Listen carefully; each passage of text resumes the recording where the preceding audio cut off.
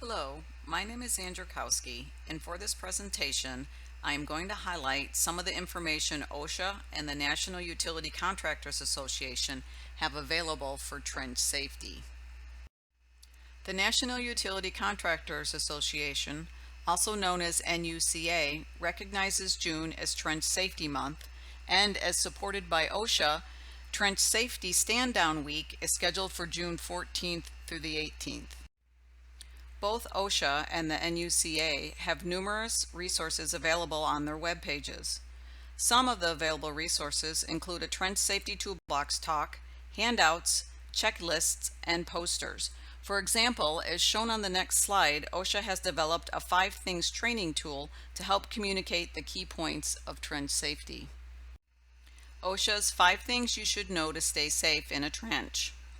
Ensure there's a safe way to enter and exit. Provide cave-in protection, such as a trench box. Keep material away from the edge of the trench, and inside of the trench, look for standing water or other hazards such as sewer gas or chemicals. Finally, never enter a trench unless it has been properly inspected. Not having a trench box is not an excuse. If you don't own a trench box, many equipment rental companies have trench boxes available. Another OSHA training resource is their prevention video, Excavation and Construction Soil Classification. This video is 11 minutes in length, but I will only show the first 2 minutes of the video, which covers some of the basics of trenching and excavation. In the U.S., more than 800 construction workers die every year while on the job. One of the most dangerous types of construction work is trenching, which kills 40 construction workers every year.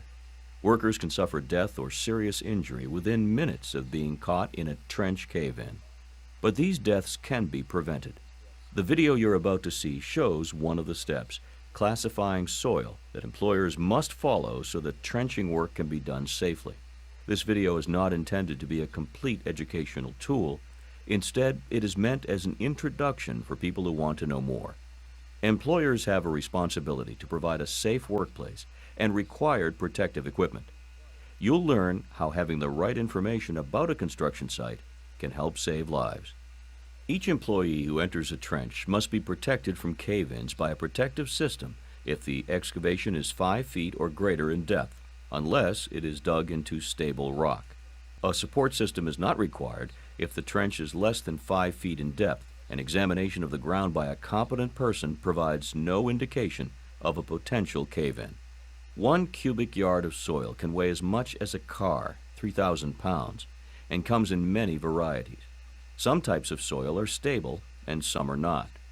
When digging a trench, it's important to know the type of soil you're working with so you know how to properly slope, bench, or shore the trench.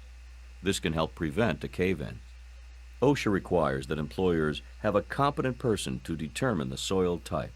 A competent person is someone who can identify conditions that are hazardous to employees and who also has the authorization to correct these hazards. All trenches that are 5 feet or deeper must follow OSHA's rules. The appendices of the OSHA excavation standard show the various types of support systems that may be used, up to a maximum depth of 20 feet. Any excavation deeper than 20 feet must use a protective system approved by a professional engineer. For all excavations, a competent person must conduct a full investigation every day, or when any trench conditions change, to identify and remove any potential hazards.